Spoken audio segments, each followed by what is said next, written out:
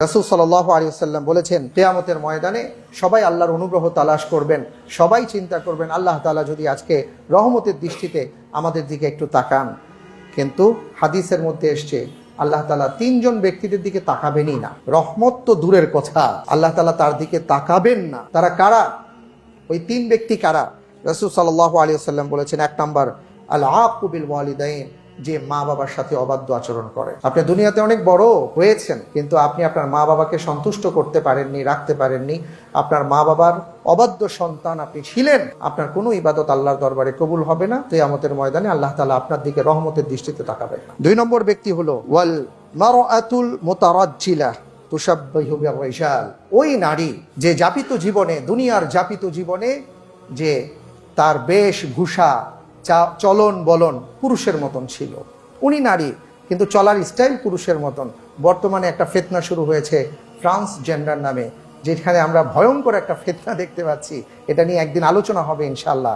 যে উনি পুরুষ, উনি বলছেন আমি ফিল করছি আমি নারী, উনি নারী হয়ে গেলেন। কোন নারী উনি বলছেন আমি ফিল করছি আমি তো পুরুষ, উনি পুরুষ হয়ে গেলেন। পাগলামির একটা সীমা থাকা দরকার। ওনার চিন্তার সুস্থতার চিকিৎসা হওয়া দরকার।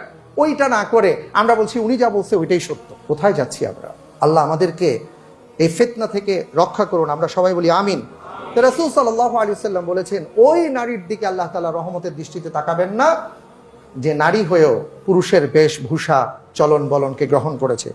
তিন নম্বর হলো দায়ুস, দায়ুস, তার দিকে আল্লাহ তাআলা রহমতের দৃষ্টিতে তাকাবেন না। দায়ুসকে, দায়ুস হলো সেই ব্যক্তি যার তত্ত্বাবধানে তার মা ছিলেন, অথবা বোন ছিলেন, অথবা স্ত্রী ছিলেন, অথবা মেয়ে ছিলেন, এবং তারা পর্দার সাথে চলাফেরা করেন নাই। ওই ব্যক্তির যিনি অভিভাবক, তাকে রাসূল সাল্লাল্লাহু আলাইহি ওয়াসাল্লাম আখ্যায়িত করেছেন দায়ুস বলে। হ্যাঁ, আপনি চেষ্টা করেছেন, চেষ্টার পরেও তারা হচ্ছে না, সেটার জন্য আপনি দায়ী হবেন না।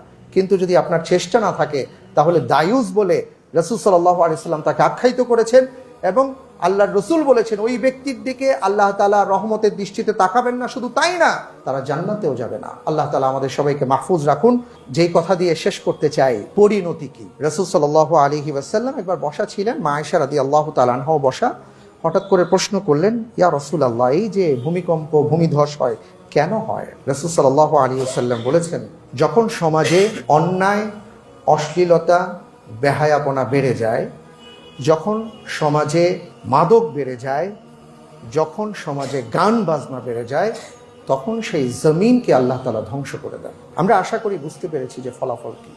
আমরা যদি সতর্ক না হই, আমরা যদি সতর্ক না করি, তাহলে তারা তো ধসবে, সেই সাথে আপনিও ধসে যাবেন। কিন্তু আপনার তো কোনো অপরাধ ছিল না। আপনার অপরাধ একটাই, সেটা হলো আপনি সতর্ক করেননি, আপনি বলেননি। আপনাকে বলতে হবে, আপনাকে উচ্চারণ করতে হবে, আপনার ফ্যামিলিকে বলতে হবে, বুঝাতে হবে। তাহলে আল্লাহ তাআলা দয়া করবেন। নয়তো সেই ফিতনার মধ্যে, সেই ধ্বংসযজ্ঞের মধ্যে আপনার আমারও জায়গা হবে। আল্লাহ তাআলা আমাদের সবাইকে হিফাজত করুন। যেই কথাগুলো বললাম সেই কথাগুলোর উপরে আল্লাহ রাব্বুল আলামিন আমাদেরকে আমল করার তৌফিক দান করুন। আমিন।